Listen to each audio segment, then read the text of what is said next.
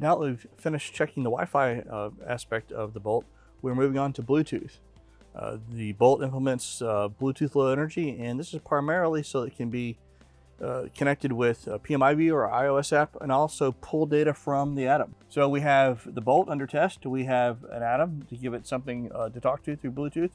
We have our spectrum analyzer watching what's happening from an analog standpoint, and we have a Bluetooth protocol analyzer instead of the Wi-Fi analyzer to look at the packets and look at things at a higher level. So we have the Atom in a mode that sends data more often to make the test a little bit faster. So there's a lot of traffic for us to look at. So here we're looking at the spectrum analyzer display, and these spikes are Bluetooth transmissions. Bluetooth works a little bit differently than Wi-Fi. BLE uses frequency hopping.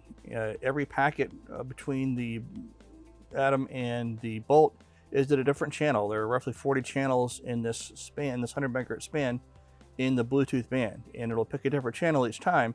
And so as the transmission happens, you'll see each channel being used, and gradually it'll fill in this band. And you can see that it's adhering to the band edges. It's now going outside of the allowed span for BLE.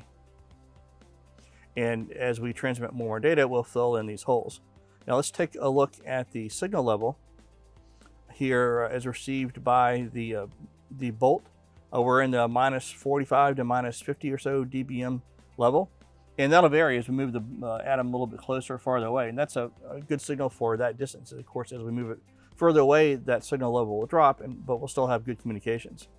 Now we can look at the packet layer of BLE. We'll start the Bluetooth scanner, and this will sense the Atom. The Atom in this situation is the one that's actually broadcasting, so it will be the device that's picked up here in the scanner. So now the scanner has discovered the Atom. It's the device in this pair that's broadcasting.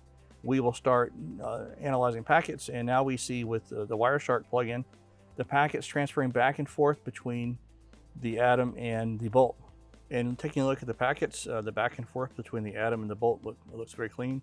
The Bolt's broadcasting, the Atom is broadcasting, the Bolt is receiving and sending data back.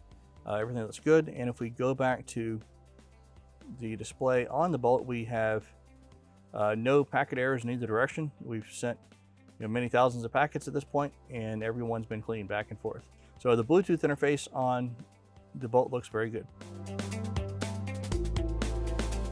Next, we're going to test the Bluetooth connection between PMI View, our iOS app, and the Bolt.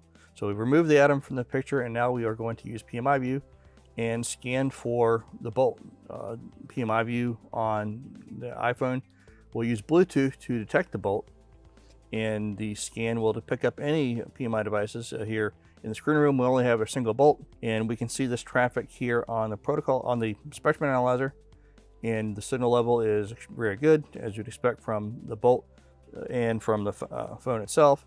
And we'll use the protocol analyzer to take a look at this sort of interaction between the two. Now we have the protocol analyzer running with the analyzing the back and forth through Bluetooth between PMI View and the Bolt itself. And if we take a look at the packets, we can see that they're well formed, no errors. Power level is good. We have the analog power level and signal strength in the packet itself. And the connection between PMI View and the Bolt is solid through BLE. All right, for the next test, we are switching from BLE, Bluetooth Low Energy, to Bluetooth Classic 2.0. In most use cases for the Bolt, we're using BLE, but we also want to make sure the Bluetooth 2.0 interface is functioning correctly.